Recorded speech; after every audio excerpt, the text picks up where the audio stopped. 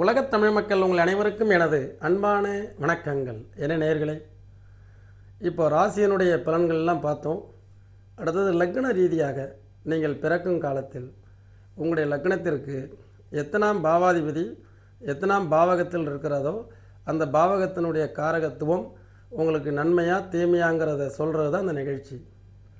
இப்போ நம்ம வாருங்கள் ஜோதிடம் அறியலான்னு ஒரு பிளேலிஸ்ட் இருக்கும். அதுலேயும் இந்த மாதிரி வீடியோக்கள் முன்னாடி போட்டிருக்கேன்.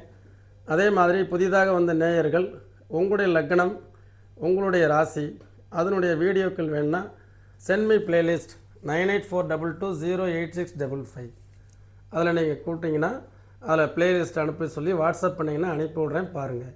இப்போது நீங்கள் எந்த லக்னமாக இருந்தாலும் அந்த லக்னத்திலிருந்து 11ஆம் வீட்டுக்கு போங்க. பாருங்கள், இது உதாரண லக்னம். இது லக்னம்னா 1 கிளாக் வைஸ் இப்படியே போனீங்கன்னா 11th 11. இதுக்கு பேர் தான் லாபாதிபதி. லாபாதிபதி என்றால் என்ன? நம்ம ஒரு தொழில் செய்கிறோம், ஒரு வேலை செய்கிறோம், ஒரு வியாபாரத்தை பேசுகிறோம், ஒரு கமிஷன் புரோக்கரேஜ் பண்ணுறோம். எல்லா மனிதர்களுமே இந்த உலகத்தில் தனக்குத்தானே ஒரு லாபத்தை நோக்கி தான் சென்று கொண்டிருக்கிறது. யாராவது நஷ்டத்தை நோக்கி போகணும்னு நினைப்பாங்களா? நஷ்டம் எப்படி வருதுங்கிறது நமக்கு தெரியாது. அப்போ நஷ்டத்தை நோக்கின்னு வரும்பொழுது இவங்களுக்கு இப்போ நல்ல லாபம் அப்படிங்கிறது எல்லோரும் எதிர்பார்ப்பாங்க. இப்போ உங்களுக்கு லாபாதிபதி எங்கே இருக்கிறார்? இதுதான் இன்றைக்கி பார்க்கணும். ஒரே நிமிஷம்.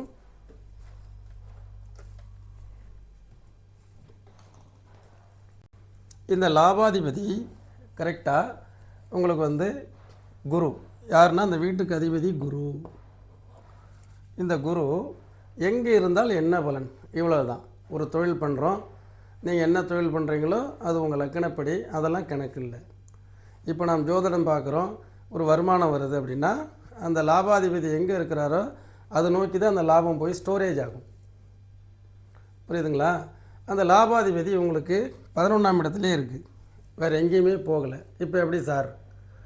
லாபம் செய்கிற தொழிலில் 11 கூடையவன் நன்றாக இருக்கிறதுனால 11ஆம் இடத்துக்கு எதையெல்லாம் சொன்னோம் அப்படின்னா நட்பு, நண்பர்களால் ஆதாயம், மூத்த சகோதரன் சகோதரி, அதாவது லாபம், பெனிஃபிட்டபிள் பிளேஸ்.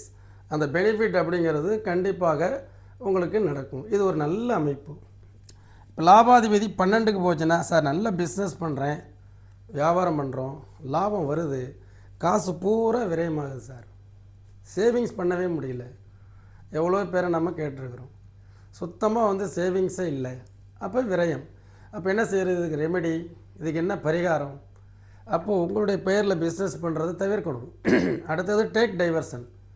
உங்கள் மனைவி அதை விட்டுட்டு இந்த பரிகாரம் செஞ்சால் அந்த லாபம் வந்துடும்னா எப்படி சார் வரும்? நீங்கள் உங்கள் லக்கணப்படி உங்களுக்கு பாவாதிபதி 11க்கு லாபமே நஷ்டத்தில் இருக்குது, எப்படி லாபம் வரும்? அப்போ இதுக்கு பரிகாரம் பண்ணி லாபம் வந்துடுதுன்னா ஜோதிடம் போய் இல்லையா? அதை உணரணும். அடுத்தது லாபாதிபதி லக்னத்தில். இது எப்படி? எல்லா கணக்கும் போட்டு பிஸ்னஸ் எல்லாம் ரெடி பண்ணி அவருக்கு உண்டான லாபத்தையும் எழுதி கரெக்டாக லாபத்தை வாங்காத வரைக்கும் வெளில போக மாட்டார், உட்காந்துருவார். அப்போ லாபம் அவருக்கு பெனிஃபிட்டாக இருக்கும். அப்போ இது ஒரு நல்ல அமைப்பு. நல்ல செய்தொழிலில் லாபத்தை அடையக்கூடியவர். புரியுதுங்களா? இப்போ லாபாதிபதி 2ஆம் இடத்துல இருக்குது. இது என்னது? எந்த லக்கணமாக இருந்தாலும் அதுக்கு 11 கூடையவன் 2ஆம் இடம் அங்கே இருந்தால் இந்த ஜாதகருக்கு இந்த ட்ரேடிங் பண்ணுறாருல அதில் லாபம், இன்ட்ராடே பண்ணுறாருல அதில் லாபம், வியாபாரம் செய்கிறாருல அன்னன்னைக்கு வருமானம், அதில் லாபம், நகைக்கடை வச்சுருக்கிறார் அதில் லாபம். லாபாதிபதி 2ஆம் இடத்தில் இன்வெஸ்ட்மெண்ட் சீட்டு போடுறாரு, அதனால் லாபம்.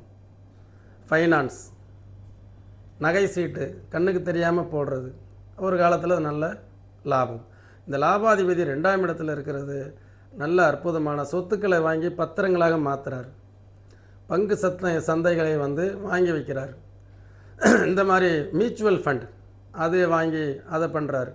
இதெல்லாம் இதன் மூலமாக அவருக்கு லாபங்கள் அதிகரிக்கும். சார் லாபாதிபதி 3ஆம் இடத்துல மறைஞ்சு போச்சு. அந்த 3ஆம் இடம்ங்கிறது மறைவு ஸ்தானம், ஷேடோ பிளேஸ். 11 கூடையன் 3இல் சகோதரன் மூலம் லாபம்.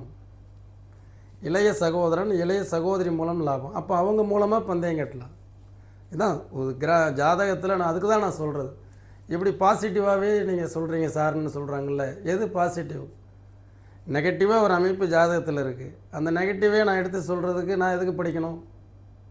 நெகட்டிவ்னு தெரிஞ்சு தானே வர்றீங்க. அதே நெகட்டிவாக நான் திருப்பி சொன்னால் உங்களுக்கு சந்தோஷமா? இல்லை.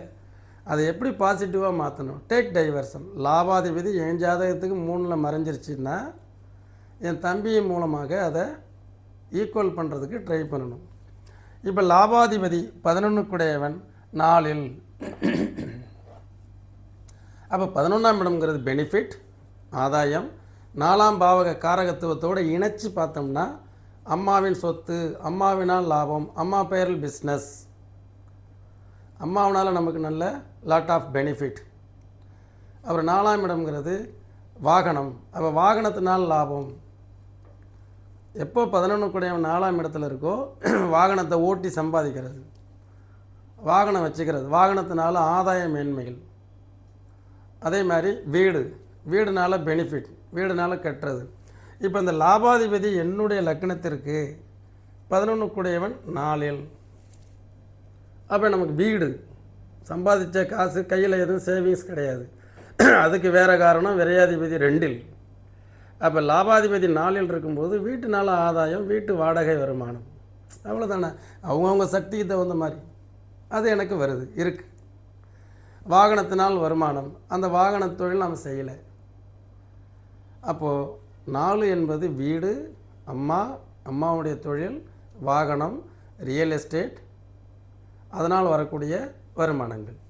அப்போ 11க்குடையவன் 5ல். எப்போ லாபஸ்தானாதிபதி 5ஆம் இடத்துக்கு போகுதோ, 5ஆம் இடம் என்பது பூர்வீக சொத்துனால் லாபம். அதெல்லாம் நம்ம அடமானம் வைக்கக்கூடாது, விற்கக்கூடாது. அப்படியே வச்சுருந்தோம்னா உங்கள் ஜென்ரேஷன் வரைக்கும் அப்படியே வச்சுருங்க, இன்னும் விலை ஏறும். அது கொங்கு மண்டலம்லாம் ஏறிக்கிட்டே இருக்கும். அடுத்தது உங்கள் மகன் உங்களுக்கு இருக்கிற இடத்துல அதிலே இருந்துட்டு அவங்க மகன் காலத்தையும் வச்சுட்டு பேரங்காலம் வரும்பொழுது அவன் மில்லியனர் ஆகிடுவான்ல. ஒரு 10 ஏக்கர் இருக்குது திருப்பூர் சுற்று வட்டாரத்தில். அந்த 10 ஏக்கர் அப்படியே இருந்து இன்னும் 30 ஆண்டுகள் கழித்து பார்க்கும்போது அதனுடைய விலை எவ்வளவு? இன்றைக்கி 10 கோடி ரூபா இருக்கிறது, அன்றைக்கி 50 கோடி ரூபாயாக வர்றதுக்கு எவ்வளோ நாள் ஆகும்? அதனால் அந்த லாபாதிபதி 5ஆம் இடத்தில் இருக்க பிறந்தவர்கள், சொந்த தொழில் அமைப்பு இல்லாதவர்கள், அந்த பூர்வீக சொத்தை அடமானம் வைத்தோ அல்லது பூர்வீக சொத்தை விற்றோ சொந்த தொழில் பண்ணுறன்னு போட்டு லாஸ் ஆகிறதுக்கு பதிலாக 11க்குடையவன் 5ல் இருந்தால் அந்த சொத்தை அப்படியே இருக்கட்டுன்னு விட்டுட்டு ஜாதகத்தை எடுத்துகிட்டு வந்து என் ஜாதகப்படி சொந்த தொழில் செய்யலாமா, வேலைக்கு போகலாமா, சீவனேன்னு நம்முடைய பூர்வீகத்திலே இருந்து அதில் ஏதாவது விளைநிலங்கள் செஞ்சு மாடு, கன்று, கறவைகள் இதை வைத்து நம்ம மேன்மை அடையலாமான்னு பார்த்துக்கிட்டு அப்புறம் முயற்சி பண்ணுங்கள். அடுத்தது 11க்குடையவன் 5ஆம் இடத்தில் இருந்தால் குழந்தைகளினால் பெனிஃபிட், பூர்வீக சொத்துனால் ஆதாயம். அப்போ உங்களுடைய மைண்டு, புத்தி, அறிவு, அதனால் லாபம், குலதெய்வத்தினுடைய அனுகிரகம், இது எல்லாமே உண்டு. அடுத்தது உங்களுடைய லாபாதிபதி 6ஆம் இடத்தில். பொதுவாக 11க்குடையவன் 6ஆம் இடத்தில் போகும்பொழுது லாபத்தை சம்பாதிச்ச பூரா கடன்காரனுக்கு வட்டி கட்டுறது மாதிரியே இருக்கும். வட்டி தான் உங்களுக்கு கட்டுற மாதிரி இருக்கும், ஆதாய மேன்மைகள் இருக்காது. 11க்குடையவன் 6ஆம் இடத்துல இருக்கிறது அவர்களெல்லாம் ஜாதகங்களை கொஞ்சம் பார்த்து தொழில் செய்யும்போது கவனமாக இருக்கணும். ஏன்னா உங்களுக்கு அது பெனிஃபிட் இல்லை. போய் கடன்காரனுக்கு தான் கொடுப்பீங்க. சார் சம்பாதிக்கிற காசு பூரா கடன்காரனுக்கே கொடுத்துட்ருக்கோம் சார், சும்மா பேருக்கு அளவாக பிராண்டட் இருக்குது, பிஸ்னஸ் பண்ணுறோம், 10 கோடி ரூபா கடன் இருக்குது, அதுக்கு இவ்வளோ இன்ட்ரெஸ்ட் கட்டுறோம், வருமானமும் அதுக்கும் கரெக்டாக இருக்குது, சாப்பாட்டுக்கு சிரமப்படுறோம், அதுதான் அது. அதே 11க்குடையவன் 7ஆம் இடத்தில். இது கூட்டாளிகளால் லாபம், கூட்டு தொழிலினால் லாபம், மனைவினால் லாபம், மனைவியினுடைய பெயரில் பிஸ்னஸ் பண்ணதுனால லாபம், மனைவி வழி உறவுனால லாபம், இந்த மாதிரி எடுத்துக்கணும். அதே மாதிரி லாபஸ்தானாதிபதி 8ஆம் இடத்துக்கு போச்சு. இது அவ்வளோ சிறப்பான அமைப்பு இல்லை. பிஸ்னஸ் பண்ணுறாரு, ஏதோ ஒரு வகையில் ஏதோ ஒரு வண்டி அப்செட் ஆகுது, அதுக்கு செலவு பண்ணுறாரு. ஏதோ ஒரு வகையில் ஏதாவது வேலை செய்கிற மிஷினில் கையை விட்டுறான், அவனுக்காக செலவு பண்ணுறாரு. ஏதோ ஒரு கேஸ் வந்து சேருது, அதுக்கு செலவு பண்ணுறாரு. இப்படியே செலவு பண்ணி டோட்டலாக லாபாதிபதி 8ஆம் இடத்துல மறைகிறது அவ்வளோ சிறப்பில்லை. ஜாதகத்தை பாருங்கள். 11 9ஆம் இடத்தில் நல்ல அதிர்ஷ்டத்தின் மூலம் லாபம், அப்பாவின் மூலம் லாபம், அப்பா தொழில் செய்ததுனால் லாபம், அப்பா சொன்ன தொழில் லாபம், அப்பா காட்டிய வழியினால் லாபம். எப்படி பார்த்தீங்களா? அப்போ அதிர்ஷ்டத்தினாலேயும் முன்னேற்றம். மிக அற்புதமான அமைப்பு இது. அதுக்கடுத்தது லாபஸ்தானாதிபதி 10ஆம் இடத்தில்.